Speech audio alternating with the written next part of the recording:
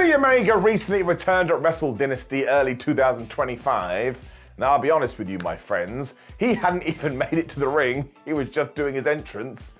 And I said out loud to nobody, he could be the best wrestler in the world. Now, full disclosure, I am hoping this does become a video series where we do go through the current grapplers and start to argue, could this person be at the tippity top of the industry? And yes, as soon as Kenny's match with Gabe Kidd was over, I couldn't shake that feeling, because I don't know what it is about Kenneth, man, but there is just something about it.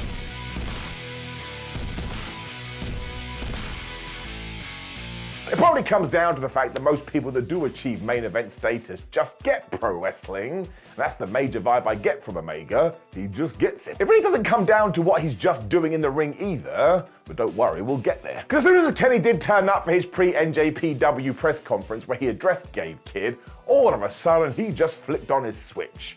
I don't know what that means, but I stand by it. He made it clear that he had helped build New Japan Pro Wrestling up from the ground, so he's not gonna let people like Gabe Kidd tear it down, because you ain't like me, you ain't like Okada, you ain't like Jay White. We were the special ones. And listen, you can't just say those things unless the fans can go, that is true, Kenny Omega is pretty special. So put your hands together. Of course, it was all done as well, so afterwards Omega go, whoops, I was totally wrong, and Gabe Kidd is the future. But this is what I'm talking about when it comes to psychology or just understanding the mental game of this business. Well, I'm just repeating myself now, but Kenny Omega totally understands it. Now, let's not also forget that Kenny Omega was the victor here, but that's when it comes down to the small details. Omega was basically telling you, oh man, this guy took me to the limit, and maybe next time we did have a fight, I wouldn't be as successful. Now that is half the point of wrestling, because look at it this way. If you beat a nobody, well, who the hell is gonna care? Getting your opponent over, as they do say, is essential to the business going forward. Otherwise you aren't making new stars, and we'll get to like, I don't know, 2028, and everybody will just be crap. But there always has to be somebody else ready to go, and if you go through every single Kenny Omega feud, he has made sure that is the case every single time, which is another reason why I'm talking about him with such high praise today. He is just so good at selling the threat, and then when you do get into the squared circle, I mean, my gosh. Now, as of me talking, we have only seen one match since he did return from diverticulitis, but that took him out for most of 2024. It almost killed him. But somehow he was still able to come up with a performance like this. So even if he had come back and he'd seem a little out of sorts, everybody and their dog would be like, well, this is obviously what's happening here. He is still trying to find his feet, but that ain't Kenny Omega, man. Like I say, he was born to be a pro wrestler, and within about 2 minutes, I was like, oh my gosh, he hasn't even lost a percentage. I mean, on the 5th of January, he made the case that he may just have had the match of the year. There's still 12 months to go. There was all this chat beforehand too that maybe Kenny Omega would only able to be 80%, and I actually think that would have been more than enough, because a Kenny Omega at 80% is better than most, but I am taking that and throwing out the window, because like I say, as far as I was concerned, it didn't even look like he lost a step. And if you want to break it right down and keep it simple too, that match with Gabe Kidd is just great pro wrestling. I mean, the last 5 minutes especially, it was absolutely redonkulous, and it had you on the edge of your seat and it had you guessing. Kenny also has 2025's favorite word, aura. And that's another aspect I don't think he gets enough credit for. I mean, go and watch that entrance from Wrestle Dynasty. The presentation is fantastic. And the little smirk he has on his face before he does walk down the aisle, even if you've never watched sports entertainment before, I even think you would go, there's something about this guy, and I should keep my eye on him. Something else I think he deserves way more praise for too is how he adapts in the ring. Because if you marched into my house right now and put a gun to my head and said, do you think there's a Kenny Omega style of match? I'd actually tell you no. Because I honestly do believe that Kenneth is the guy who always adapts or adjusts a suit, and this kind of ties into that Ric Flair argument from the 80s. Because so many people come out of the woodwork and say, oh, Ric Flair was only ever having Ric Flair matches, and listen, Bret Hart was one of those people, so I do think there's something to it, but I also don't think it's much of a negative. I mean, the Nature Boy is one of the best to ever do it too, for a reason. That didn't happen by accident, and when you actually look at the schedule, it was probably his wrestler brain going, well listen, I wouldn't be able to do what the modern list of wrestlers are doing, but I know what I can get away with, and again, go back and read some material, everybody was like, oh my gosh, he's having matches of the year every single night. That too is ludicrous. If you do go back through Omega's back catalogue today though,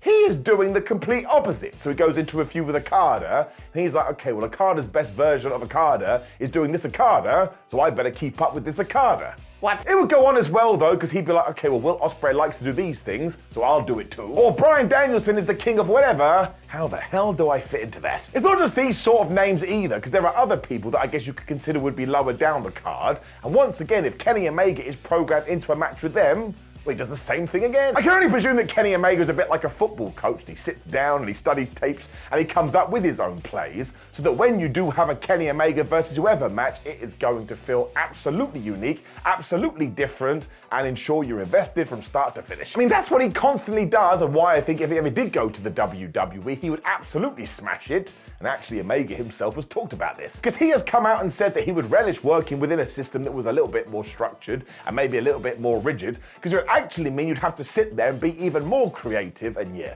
when it comes to wrestling brains, right now in 2025, he may have the number one. I just think as well that when you do have that mindset to the point you're like, well, I may be a bit hamstrung here, but actually I can work with that, well, you are quite literally ahead of the field.